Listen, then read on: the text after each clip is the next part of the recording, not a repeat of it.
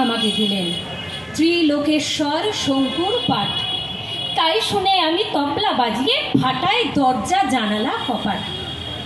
Oscar জয়ী Spielberg phone করলেন, শোনেন মশাই, এতদিন পর ভেবে দেখলাম টিনটিন নিয়ে ছবি করা যায়।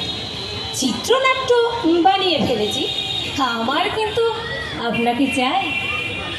আমি বললাম, আমার বয়সে টিনটিন আর মানাবে না ভাই। তিনি বললেন, টিনটিন নয়, আপনি হবেন শ্রী ক্যালকুলাস।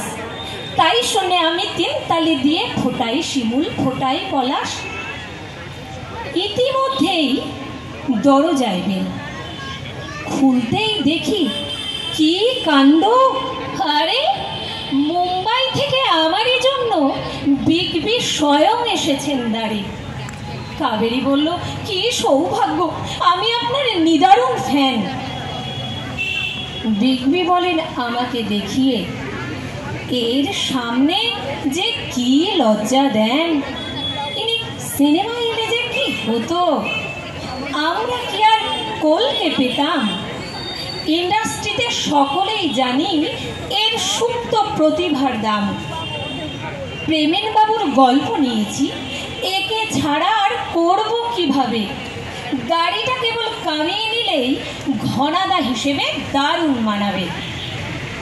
মৃণাল বাবু ফোন করলেন, এবার করছি কনফুসিয়াস, নাম ভূমিকায় তোমাকে ভেবেছি।